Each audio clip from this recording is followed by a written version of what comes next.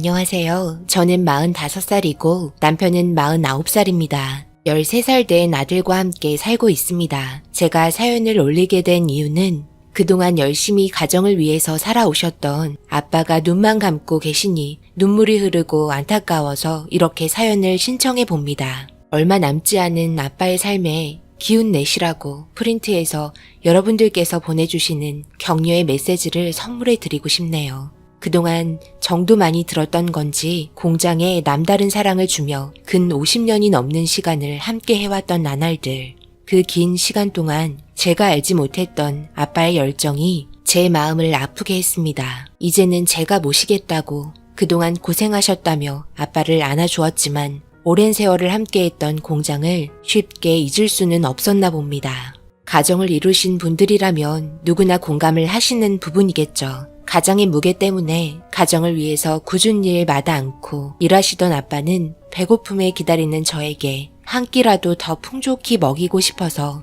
밤샘 작업을 하시며 노동을 하셨던 그 모습이 왜 이제 와서 보이게 되었던 걸까요? 제가 너무 철이 없었나 봅니다. 어렸을 적 저는 아빠가 오기만을 기다리며 항상 양손 가득히 제가 좋아하는 군것질 거리를 사오셨기에 그걸 먹기 위해 지루한 시간을 기다리며 하루하루 보내곤 했었죠. 퇴근 후 오시면 정말 고생하셨다는 말을 하기는커녕 아빠의 굳은 살과 검게 변해 있는 손은 뒤로 한 채 그저 들고 있는 달콤한 군것질만 눈에 띄었습니다. 엄마는 아빠가 오시는 시간에 맞춰서 항상 맛있는 음식을 준비해 주셨고 가끔 구워주시는 삼겹살은 아빠만 드실 수 있는 음식이었습니다. 저는 군침을 삼키며 맛있게 구워진 삼겹살을 쳐다봤지만 엄마는 절대 먹지 말라는 말과 함께 힘들게 고생하신 아빠가 드셔야 한다며 저를 꾸짖었습니다. 그 말에 항상 뾰루통했던 제 모습을 보고 계신 아빠는 몇 점 안 되는 삼겹살을 저에게 다 주시면서 맛있게 먹으라는 말과 함께 머리를 쓰다듬어 주셨습니다. 한없이 주시기만 하셨던 아빠는 학교에서는 친구들에게 놀림거리의 대상이었습니다. 저희 아빠가 흑인이라며 자주 놀려댔고 그렇게 싸우게 되면서 부모님 모시고 오시라는 말에 아빠가 대신 오시게 되는 경우도 있었습니다. 저 또한 아빠가 창피하니까 학교에 다시는 오지 말라는 말을 신경질적으로 하면서 아빠가 흑인이라며 놀린다는 말과 함께 아빠의 가슴속에 대못을 받고 말았네요. 그 뒤로 아빠는 더 이상 학교에 찾아오지 않으셨습니다. 그날 저녁 제가 한 말이 마음의 상처를 받으셨는지 화장실에서 씻고 계시던 아빠는 비누로 구석구석 손을 씻으시며 검게 물들어버린 손을 하얗게 보이게 하려고 철수세미로 손을 문지르고 계셨습니다. 그 모습이 왜 이제 와서 아빠만 보면 생각이 나는 건지, 왜 그런 말을 해서 아픔을 안겨드렸는지 정말 너무 나쁜 딸이었습니다. 그렇게 철이 없었던 제가 결혼을 해서 아이를 낳고 이제서야 부모님의 마음을 조금씩 알아가게 되었습니다. 그때에 비해 지금은 시대가 좋아져 부족함 없이 지내고 있습니다. 그리고 삶이 어려웠던 과거에 교통사고로 인해 저희 가족은 엄마까지 잃게 되었습니다. 매일 밤 저녁에 울고 계셨던 아빠는 슬픔을 잊고 싶어서 그랬던 건지 더욱더 일에만 몰두하셨습니다. 그리고 엄마가 돌아가신 이후로 지금까지 삼겹살은 입에도 대지 않으십니다. 삼겹살만 보면 조용히 눈물을 훔치시네요. 항상 웃으면서 고생한 아빠를 안아주셨던 비타민 같았던 엄마의 존재가 이제 세상에 없다는 생각 때문이었는지 술만 드시면 눈물로 밤을 지새우셨습니다. 그렇게 50년의 세월이 담긴 아빠의 공장이 이제 문을 닫게 되는 상황까지 오게 되었습니다. 장인어른, 이제 저희와 함께 살면 좋을 것 같아요. 공장에서 계속 지내시는 것보다 손주 커가는 거 보면서 이제 편하게 사세요. 내가 염치 없이 너희가 행복하게 잘 살고 있는데 집만 되게 뭐하러 여기를 기어들어오나. 그런 건 싫네. 저희가 충분히 대화하고 결정한 겁니다. 그러니 전혀 부담 느끼지 않으셔도 돼요. 정말 그동안 열심히 사셨잖아요. 이제 내려놓으실 때도 되셨죠. 사위 말 듣고 이제 들어오세요. 저희와 함께 좋은 추억 같이 만들어가요. 그래요, 아빠. 그동안 저 키워주시면서 뒷바라지 해주시느라 엄청 고생 많았잖아요. 엄마도 없이. 이제 아빠 푹 쉬셔도 돼요. 미련 가지지 말고 뒤돌아볼 것 없이 지금 아빠 앞에 있는 저희를 보면서 같이 살아요. 오랜 세월 동안 힘들게 지키셨던 공장은 점점 시대가 변해가면서 아빠가 힘들게 만들었던 연탄은 이제 거의 사용하는 곳이 없어지면서 계속되는 적자로 인해 공장을 운영하기가 힘들어졌네요. 오랜 시간 함께 해왔던 직원분들 또한 한 분, 두 분 떠나시면서 그 자리를 혼자서 채우려고 무리하신 아빠의 몸 상태는 더욱더 악화가 되었고 결국 병원에서 치료를 받아야 하는 상황까지 오게 되었습니다. 그리고 마지막으로 연탄 100장을 만들어 달라는 주문을 끝으로 마지막 땀 한 방울까지 쥐어짜는 모습을 저는 제 인생 40년이 넘는 동안 처음 보게 되었습니다. 그걸 이제 공장을 닫아야 한다는 말과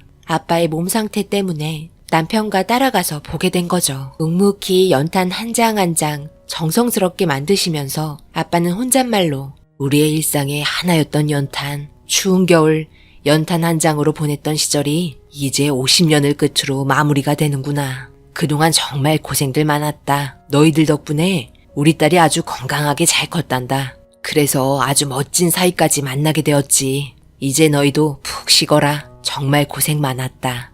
아빠가 마지막 연탄을 만드시면서 뱉은 한마디에 제 눈에서는 눈물이 쏟아졌고 공장에서 일하고 계시는 마지막 모습을 사진으로 담았습니다. 그리곤 굳게 닫혀버린 연탄 공장 문을 붙잡고 입술을 꽉 깨무시곤 눈물로 땅을 적시고 계셨던 아빠의 뒷모습을 제가 위로해드릴 수 있는 방법을 찾을 수 없었습니다. 제가 옆에 있는데도 채워줄 수 없었던 외로움을 아이는 달래주고 있었습니다. 할아버지 울지 말라며 검게 변해버린 아빠의 얼굴을 닦아주는 모습에 나는 왜 한 번도 아빠의 얼굴을 만지지 못했는지 더럽고 손에 연탄가루 묻는 게 싫어 피하기만 했었는데 제 아이는 아빠의 눈물을 닦아주면서 안아주었습니다. 그렇게 저희 가족은 공장을 이제 뒤로 하고 집에 왔습니다.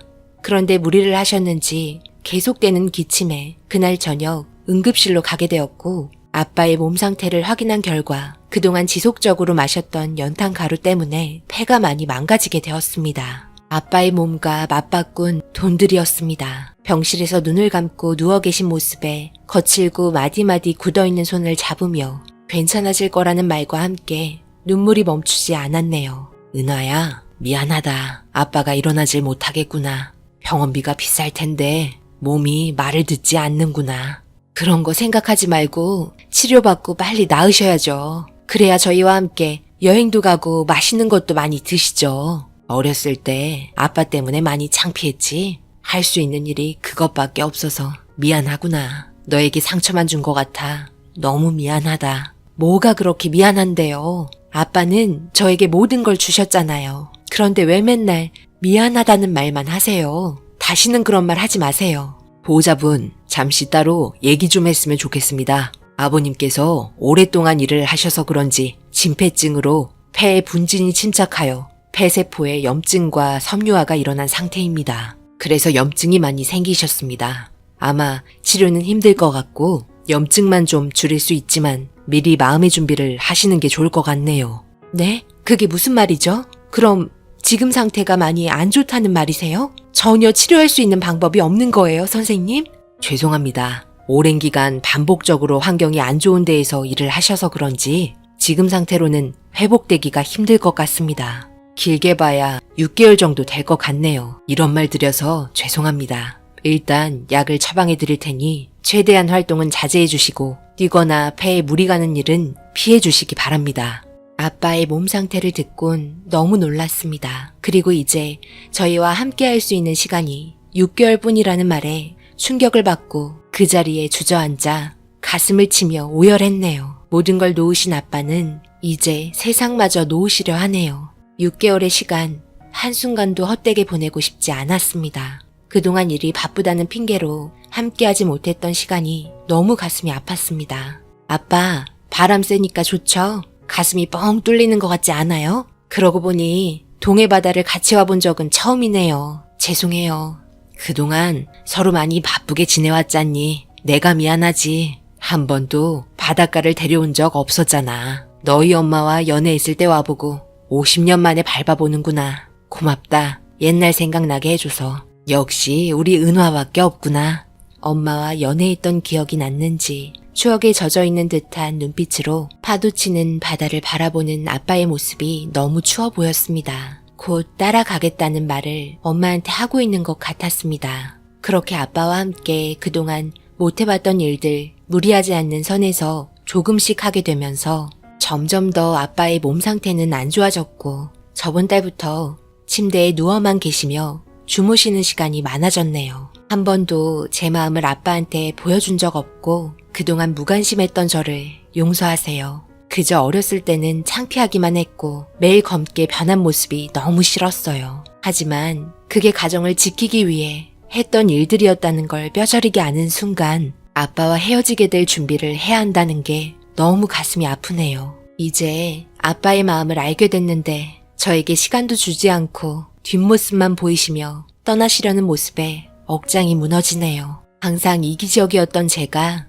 지금도 떠나지 말라고 붙잡으려고 하네요. 아빠 사랑합니다. 한 번도 사랑하지 않은 적 없었어요. 그리고 감사합니다. 그 모진 세월 힘겹게 버티시고 저에게 사랑 베풀어 주셔서 정말 감사해요. 그동안 정말 많이 고생하셨어요. 이제 모든 걸 내려놓으시고 아무 걱정하지 마시고 푹 쉬세요. 이 사연이 도달해서 제 마지막 편지를 들려드릴 때까지만이라도 아빠가 저와 함께 해주셨으면 좋겠습니다. 아빠가 가시는 길 좀 더 편하게 가실 수 있게 위로의 한마디 부탁드려도 될까요? 이렇게 저의 사연을 들려주셔서 정말 감사드리고 모든 분들 항상 행복하시고 가족분들과 좋은 시간 많이 보내시길 바랄게요. 감사합니다. 오늘의 사연은 여기까지입니다. 사연자분께 힘내시라고 위로의 한마디씩 남겨주시면 감사하겠습니다. 저는 다음 영상으로 찾아뵙겠습니다.